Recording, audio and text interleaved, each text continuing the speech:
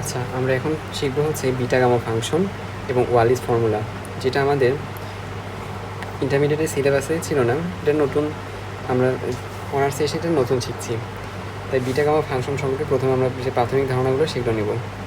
তাহলে beta function, gamma function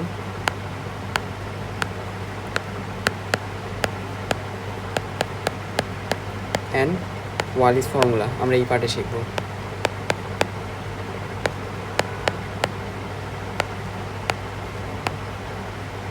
এটা হচ্ছে আমাদের আজকের টপিক। আচ্ছা, প্রথমে আমরা বিটা ফাংশনের ডেফিনেশনটা দেখব। বিটা ফাংশন, আচ্ছা বিটা ফাংশন আলোচনা করার আগে আমরা গামা ফাংশনটা আলোচনা করি।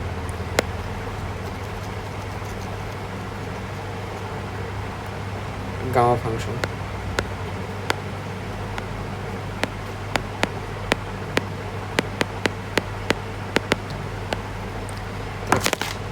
গামা ফাংশনটা হচ্ছে যখন এন এর ভ্যালুটা আমরা জিরো থেকে, গামা ফাংশনের জন্য এটা একটা মাস্ট শর্ত যে এন এর ভ্যালুটা আমার জিরো থেকে বড় হতে হবে। এন এর ভ্যালুটা আমার অবশ্যই জিরো থেকে বড় হতে হবে। আচ্ছা, তাহলে গামা ফাংশনের যে মেইন সূত্রটা ছিল সেটা হচ্ছে গামা এন, এটাকে আমরা গামা সাইন বলি। এই সাইনটা হচ্ছে gamma sign, gamma sign, gamma N. আচ্ছা, একটা এন ইন্টিজারের উপর আমরা গামা ফাংশন অ্যাপ্লাই করলে এটার মধ্যে একটা ইন্টিগ্রেশন, যেটাকে আমরা যে কোনো একটা ফাংশন, যেমন আমরা দেখি যে ইন্টিগ্রেশন অফ, আচ্ছা লিমিটটা অবশ্যই থাকতে হবে জিরো থেকে ইনফিনিটির মধ্যে। এই লিমিট ছাড়া কখনোই গামা ফাংশন অ্যাপ্লিকেবল হবে না। এবং ভিতরে যে ফর্ম্যাটটা থাকবে সেটা হচ্ছে X to the power N minus one E to the power minus six dx. ভিতরে এই ফর্ম্যাটটা থাকবে, লিমিট থাকবে জিরো থেকে ইনফিনিটি, এবং ভিতরে ফাংশনের মধ্যে থাকবে X to the power N minus one E to the power minus six dx. এই যদি আমার রূপটা থাকে, এই যদি আমার ফাংশনের বা একটা ইন্টিগ্রেশনের রূপটা এরকম যদি থাকে, তাহলে আমরা সেটাকে একটা গামা ফাংশন বলতে পারবো। এই ফর্মটা যদি কোনো জায়গাতে থাকে তাহলে সেটাকে আমরা গামা ফাংশন বলতে পারবো, এবং গামা ফাংশন অ্যাপ্লাই করে খুব সহজে আমরা সেটাকে সলভ করতে পারবো। তাহলে গামা ফাংশনের এই যে ফর্মুলা, তাহলে এখানে কয়েকটা প্রপার্টিস আছে। প্রপার্টিসগুলো হচ্ছে যখন আমরা গামা, আচ্ছা গামা সাইনটা ঠিক মতো দিই,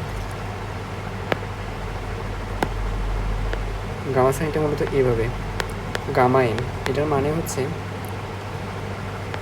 আমরা গামা এন সবসময় কনসিডার করবো হচ্ছে এন থেকে এক কম ফ্যাক্টোরিয়াল। ফ্যাক্টোরিয়াল মানে বুঝি যে 5 ফ্যাক্টোরিয়াল মানে হচ্ছে 5 থেকে কম, এক এক করে কমবে। 5, এটা হচ্ছে 5 minus 1 into 5 minus 2 into 5 minus 3 into 5 minus 4, এবং একেবারে এন মাইনাস 1 করলে যা আসবে সেই পর্যন্ত, অর্থাৎ 5 গুণিতক 4 গুণিতক 3 গুণিতক 2 গুণিতক 1। এটা হচ্ছে 5 ফ্যাক্টোরিয়াল মান, যেটার মান হচ্ছে 6, 4 6 24 আর 5 24 120। এটা হচ্ছে আমার ফ্যাক্টোরিয়াল মান। তাহলে গামা এন এর ভ্যালু হচ্ছে এন মাইনাস 1 ফ্যাক্টোরিয়াল। একইভাবে যদি থাকে হচ্ছে এন প্লাস 1, তাহলে এটা আমরা লিখতে পারবো হচ্ছে N gamma N, N gamma N, এটাকে সংক্ষেপে লেখা যায় এন গামা এন।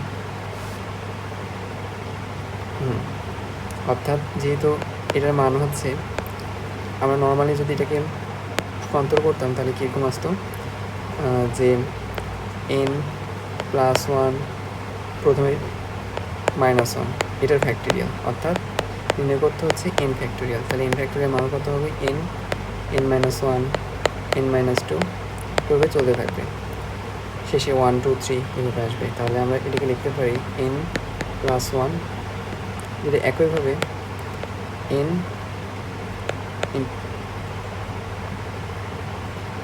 ফ্যাক্টোরিয়াল বের করতে হচ্ছে এন, এটার যে এন, এটার ভ্যালু আসবে হচ্ছে N minus 1 N minus 2 N minus 3 এভাবে চলতে থাকবে, অর্থাৎ এন ফ্যাক্টোরিয়ালের মান হচ্ছে এইটা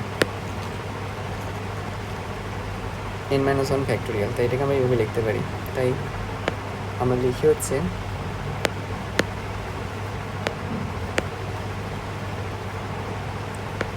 n+1 is equal to n। যেটাকে আমরা আরও ফার্দার লিখতে পারি n-1 ফ্যাক্টোরিয়াল। হ্যাঁ, এই কয়টা সূত্র আমরা যদি জানি, আরও একটা সূত্র রয়েছে, গুরুত্বপূর্ণ সূত্র, যেটা আমরা অনেক ক্ষেত্রে অ্যাপ্লিকেশন আমাদের লাগবে। গামা হাফ এর মান হচ্ছে √π। গামা হাফের মান হচ্ছে √π। আচ্ছা, একইভাবে গামা এর মান তো আমরা জানলাম যে n-1 ফ্যাক্টোরিয়াল। যদি আমাদের কোনো জায়গায় n/2 থাকে তাহলে আমরা সেটা কীভাবে করবো? তাহলে সেটাকে করার জন্য আমাদের থাকবে, অর্থাৎ ভগ্নাংশ, যেমন হাফ থাকলো, 5/4, 5/2 থাকলো, 6/2 থাকলো, এভাবে এরকম যদি থাকে তাহলে সেটাকে আমরা কীভাবে করবো? বা 7/2 থাকলো, এগুলো যদি থাকে, এটার নিয়ম হচ্ছে n-2/2 into n-4/2 into n-6/2 into, এটা ততক্ষণ চলতে থাকবে যতক্ষণ আমরা কী পাবো?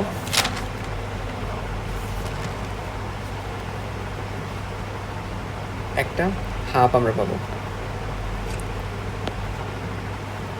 এবং এখানে আমরা অ্যাপ্লাই করবো হচ্ছে 1/2।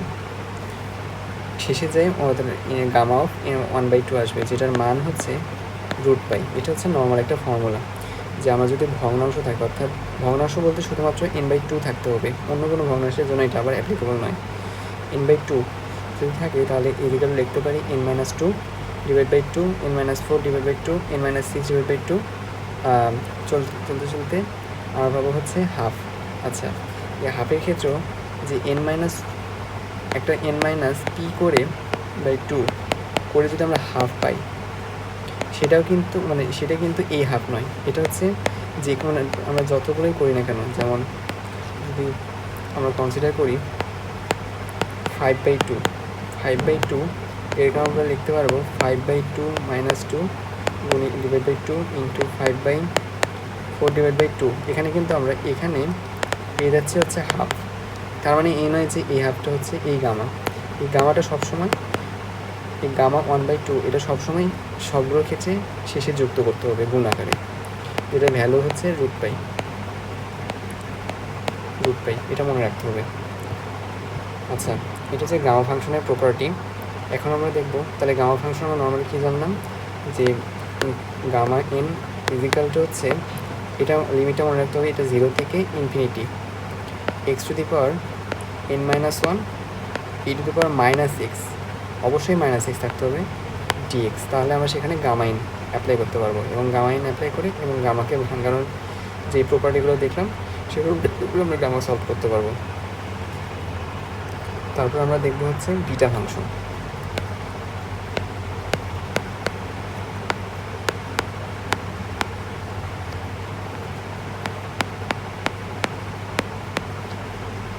আচ্ছা, বিটা ফাংশন দেখার আগে আমরা গামা ফাংশনে একটা প্র্যাকটিস করব।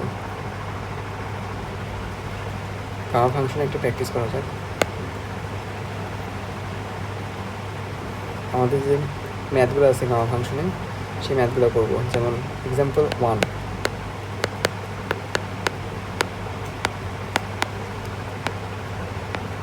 1, যদি আমরা দেখি তাহলে আমরা দেখতেছি যে integration of 0 to infinity x⁵ e⁻−x dx। এখানে আমরা কি দেখতে পাচ্ছি, আমাদের ফর্মুলা ছিল 0 থেকে ইনফিনিটি থাকতে হবে, 0 থেকে ইনফিনিটি আছে, e⁻−x থাকতে হবে, e⁻−xও আছে, কিন্তু আমার যে n-1 এটা n-1 কিন্তু নেই, 5 আছে। তাহলে এটাকে n-1 কনভার্ট করার জন্য 0 থেকে ইনফিনিটি x⁶ ধরতে পারি, 6 - 1 e⁻−x dx এটা ধরলাম। তাহলে এটাকে আমরা কী লিখতে পারি এখন সহজে আমরা গামা ফাংশন। আচ্ছা, গামা n মানে হচ্ছে x। তাহলে আমরা সাইডে যদি সূত্রটা লিখে যাই বা লিখতে হবে হচ্ছে ইউজিং গামা ফাংশন। এটা হচ্ছে সাইড নোট, আমাদের সাইড নোটটা অবশ্যই দিতে হবে, নাহলে কিন্তু আমাদের মার্ক কাটা যাবে। আচ্ছা, এটার মানে কি? এটার মানে হচ্ছে গামা এন ইজিক্যালটা হচ্ছে n-1 ফ্যাক্টোরিয়াল, মানে এন যা থাকবে তার থেকে এক কম হবে ফ্যাক্টোরিয়াল। তাহলে এটার ফ্যাক্টোরিয়াল আমরা আগেই দেখছিলাম, 5 × 4 × 3 × 2 × 1, যেটাকে আমরা লিখতে পারি হচ্ছে 120। এটা হচ্ছে আমাদের অ্যান্সার। তারপর আমরা যদি আরও কিছু ইমপ্লিকেশন দেখি,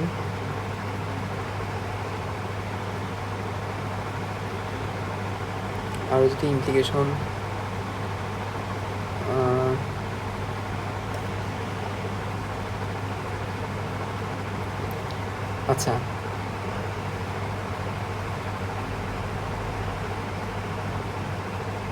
আমাদের 11 নম্বর যে এক্সাম্পলটা, সেটাও মূলত গামা ফাংশনের একটা রূপ। 11 নম্বর example,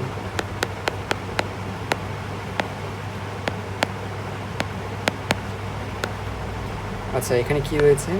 0 to ∞ x⁵ e⁻ x² dx।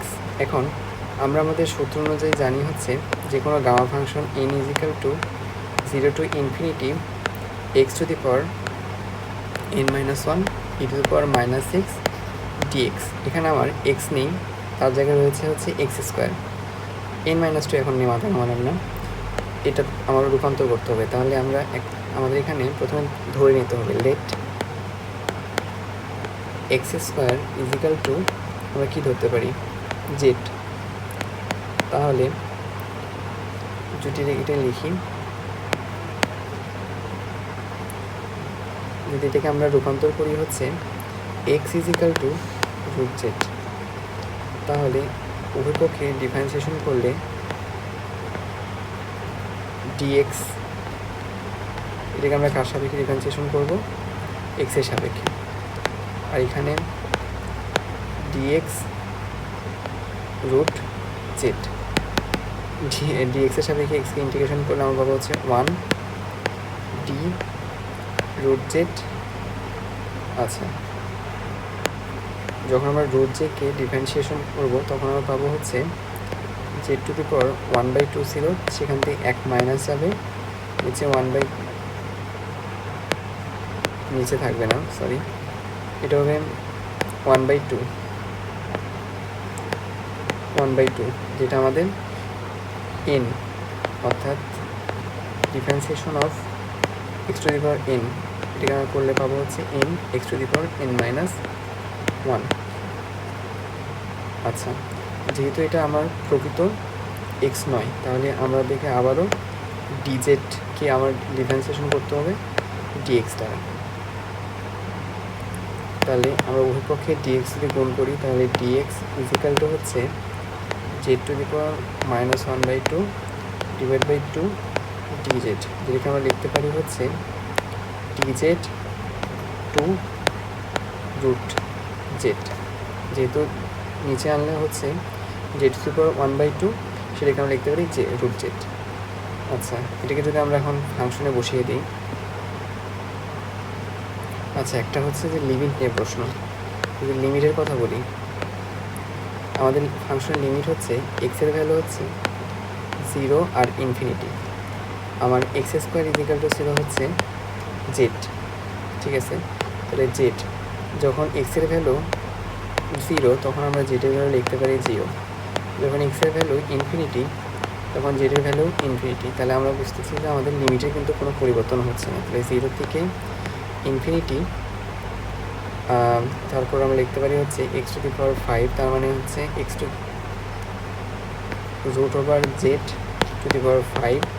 আর এখানে হচ্ছে e−z, আর dz এর মানটা কত ছিল? dx এর মান ছিল dz to z / 2z। আচ্ছা, 0 to ∞ z⁵/2 e−z 2 × z−1/2, sorry 2টা হবে নিচে,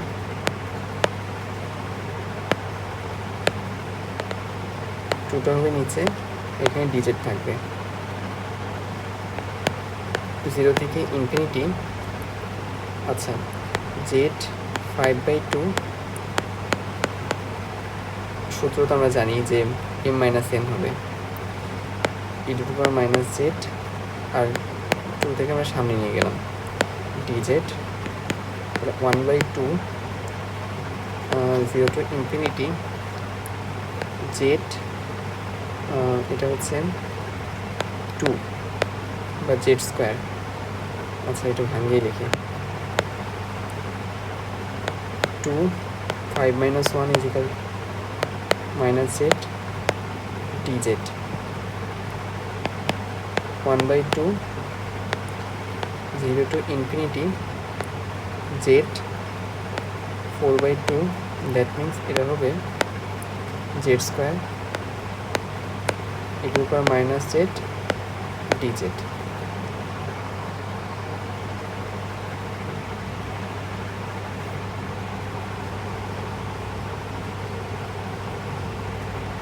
আচ্ছা এখানে কিছু একটা ভুল হয়েছে,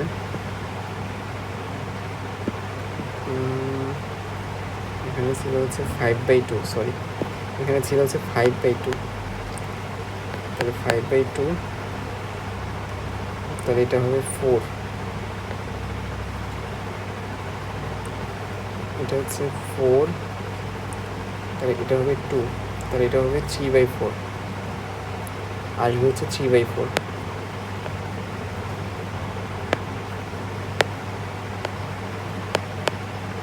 আসবে হচ্ছে 3/4,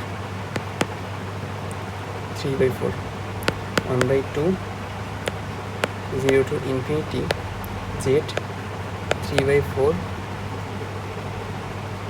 e⁻z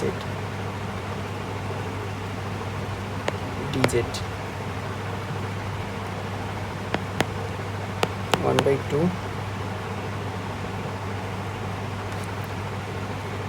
আচ্ছা এটাকে যদি আমরা এখন প্রকাশ করি, আমাদের যে ফর্মুলাটা ছিল জেড, কি ফর্মুলা ছিল, তাহলে z⁻n-1, আচ্ছা -1 থাকতে হবে আমার, তাহলে আমরা যদি এখানে 7/4 -1 দিই তাহলে কিন্তু আমার থেকে যাচ্ছে ez dz, তাহলে 1/2, আচ্ছা তাহলে আমার মূল এটা কি ছিল, gamma n is equal to 0 to infinity x⁻n-1 e⁻6 dx, এটা ছিল, তাহলে আমরা পেয়ে গেছি, তাহলে এটা হচ্ছে 7/4, আচ্ছা গামা, তাহলে আমরা আমাদের অ্যান্সারটাকে এভাবে রেখে দিতে পারি, কারণ ফার্দার এটাকে 7/4 এটাকে ভাঙানো তুলনাভাবে কঠিন এবং আমাদের কোনো জানা প্রসেস এখানে নাই, এই জন্য আমরা অ্যান্সারটাকে এভাবে রেখে দেবো। আচ্ছা এই গেল আমাদের গামা ফাংশন এবং গামা ফাংশনের যে অ্যাপ্লিকেশনগুলো ছিল সেগুলো। আচ্ছা এরপর বিটা ফাংশন আমরা শিখব, তাহলে গামা ফাংশন আমাদের হইল, এরপর হচ্ছে বিটা ফাংশন।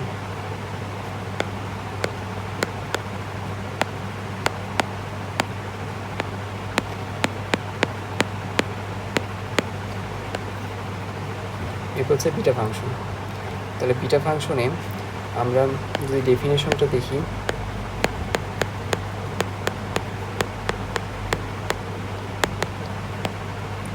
বিটা ফাংশনের ডেফিনেশনটা যদি আমরা দেখি, বিটা ফাংশনের জন্য একটা শর্ত আছে যে অবশ্যই আমরা যে এম ভ্যালু ব্যবহার করব, এম আর এন, এই ভ্যালুটা অবশ্যই 0 থেকে বড় হতে হবে, 0 থেকে বড় না হলে আমরা বিটা ফাংশন সেখানে অ্যাপ্লাই করতে পারবো না, কারণ আমাদের -1 করতে হচ্ছে। তাহলে আমাদের ফর্মুলাটা হচ্ছে beta M N is equals to, এখানে লিমিটটা ওখানে যেমন আমরা গামা ফাংশনের ক্ষেত্রে লিমিট দেখেছি হচ্ছে 0 to ইনফিনিটি, আমরা এখানে লিমিটটা দেখব 0 to 1 এবং এটা নির্দিষ্ট, এই 0 to 1 যদি লিমিট না থাকে তাহলে আমরা এই বিটা ফাংশনে অ্যাপ্লাই করতে পারবো না। তাহলে beta M N 0 to 1 x⁻m-1, আরেকটা হচ্ছে x⁻1 - n-1 dx। তাহলে কোনো একটা ফাংশনে যদি 0 থেকে 1 লিমিট দেওয়া থাকে এবং তাকে যদি x⁻m-1 এবং 1 - x⁻n-1 এই ফর্মেটে প্রকাশ করা যায়, তাহলে সেটাকে আমরা লিখতে পারবো এটা হচ্ছে একটা বিটা ফাংশন। তাহলে কী লিখলাম যে বিটা ফাংশন এম এন হচ্ছে 0 থেকে 1 ইনফিনিটি 0 থেকে 1 লিমিট দেওয়া থাকবে x two the power n minus 1 1 minus x n minus 1 dx। এটাকে আমরা এরকম ফর্ম্যাট পেলে সেখানে আমরা বিটা ফাংশন অ্যাপ্লাই করব। আর বিটা ফাংশন ইজিক্যাল টু হচ্ছে আমরা এখানে আমাদের গামা ফাংশন, তাহলে এটাকে আমরা লিখতে পারি যে uses of gamma in beta function, uses of বা রিলেশন অফ, সরি এটাকে সবচেয়ে ভালো করে দেখা যায় যে relation of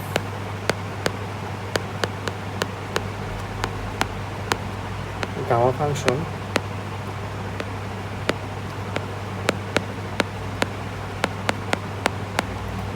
with beta function, যেটা খুবই সুন্দর একটা সম্পর্ক।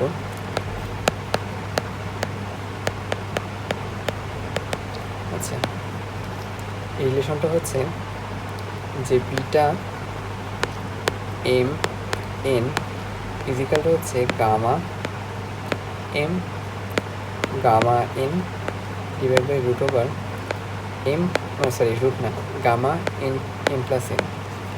এটা অ্যাপ্লাই করে আমরা যে কোনো বিটা এম এন ফাংশনকে খুব সহজেই ডিটারমাইন করতে পারি। তাহলে বিটা এম এন নির্ণয় করতে গেলে অবশ্যই আমার গামার সাহায্য নিতেই হবে। তাহলে আমরা একবারে লিখতে পারি beta M N is equals to gamma M gamma N gamma M plus N equals to 0 থেকে 1। লিমিটটা অবশ্যই এটা খেয়াল রাখতে হবে, লিমিট 0 থেকে 1 না থাকে তাহলে সেখানে কখনোই আমরা বিটা ফাংশন অ্যাপ্লাই করতে পারবো না। এবং এক্সের ভ্যালুটাকে আমার X to the power M minus 1 আকারে প্রকাশ করতে হবে এবং অবশ্যই 1 মাইনাস এক্স থাকতে হবে, 1 মাইনাস এক্সের উপর একটা ফাংশন পাওয়ার থাকতে হবে এবং সেই পাওয়ারটাকেও আমার এন মাইনাস 1 আকারে প্রকাশ করতে হবে এবং ডিএক্স। তাহলে আমরা বিটা ফাংশন ইজিক্যাল টু এটাই জানলাম। তাহলে বিটা ফাংশনে যদি আমরা অ্যাপ্লিকেশন দেখি, অ্যাপ্লিকেশন অফ বিটা ফাংশন, তাহলে আমরা দেখব হচ্ছে এক্সাম্পল 2। আচ্ছা, পরের পৃষ্ঠা আমরা করি।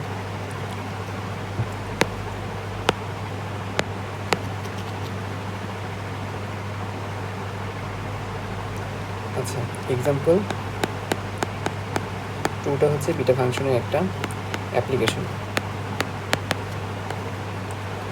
যেখানে আমরা দেখছি যে 0 থেকে 1 আমার লিমিট দেওয়া আছে, x to the power minus half 1 minus এক্সের ফাংশনটা অবশ্যই মিল আছে।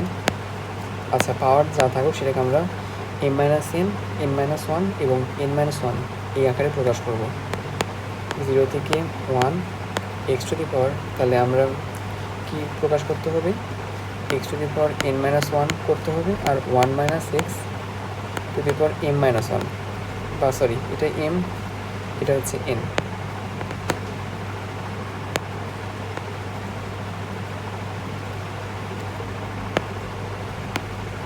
এখানে আমার এটাকে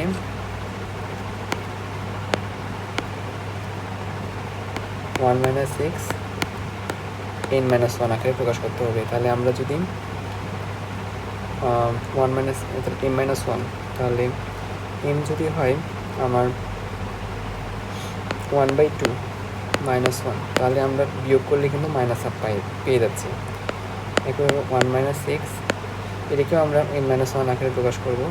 তাহলে এটাকে যদি 5/2 মাইনাস 1 করি, তাহলে এখানে যদি আমরা নিই 2, 5 মাইনাস 2 হচ্ছে 3/2, আবার আমরা পুরোটাই ফিরে যাচ্ছি। তাহলে আমরা খুব সহজেই এটাকে বিটা আকারে লিখতে পারি। বিটা লেখার নিয়ম হচ্ছে 1/2, আমরা যেটা পাইলাম এই এম এর আর এন এর ভ্যালুটা 5/2, এটা আমরা প্রথমে লিখে দেব। তারপরের ধাপে আমরা গামা ফাংশনের সাহায্য নেব। গামা ফাংশন লিখব হচ্ছে 1/2 5/2 গামা 1/2 প্লাস 5/2। তাহলে এই সূত্রটা কী ছিল, যে বিটা এম এন এটা ছিল gamma M gamma N divide by gamma M plus N. এবং আমরা এখানে একটা সাইড নোট দেবো, ইউজিং গামা ফাংশন।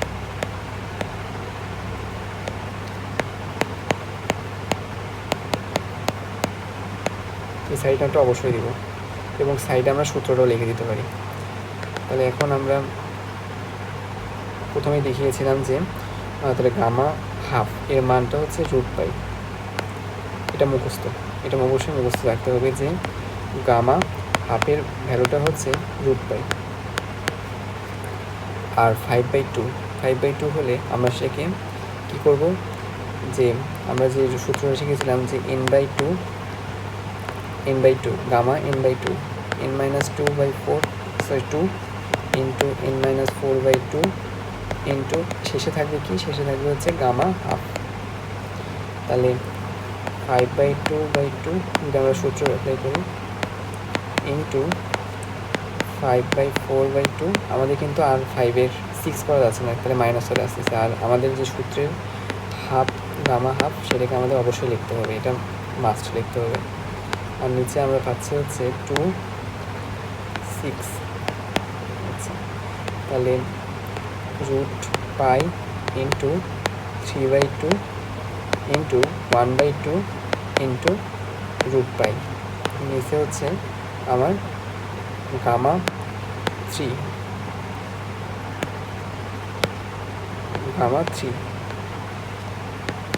তাহলে √π গুণ করলে হচ্ছে পাই গুণিত 3/2 আর 3, এটা হচ্ছে 2 ফ্যাক্টোরিয়াল। গামা 3 এর ভ্যালু হচ্ছে 2 ফ্যাক্টোরিয়াল। যেহেতু আমরা পাই হচ্ছে গামা n এর ভ্যালু হচ্ছে n-1 ফ্যাক্টোরিয়াল, তাই গামা 3 এর ভ্যালু হচ্ছে 2 ফ্যাক্টোরিয়াল।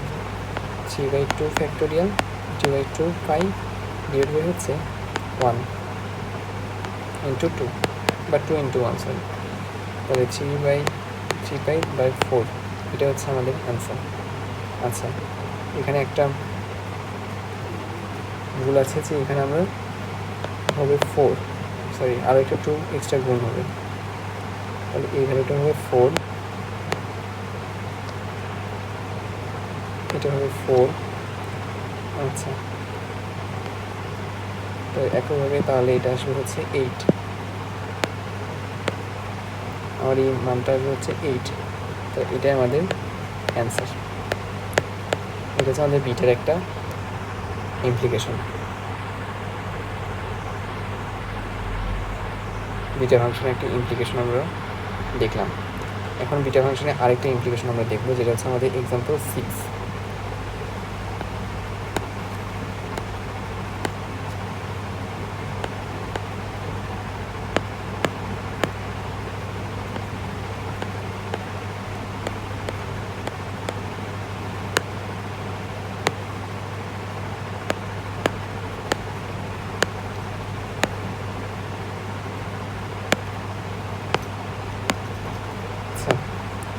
নোটপ্যাডটা সমস্যা করতেছে।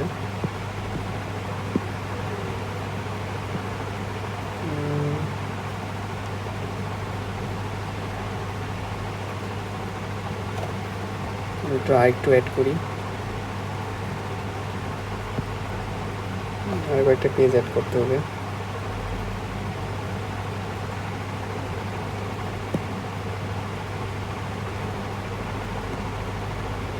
আরও কয়েকটা পেজ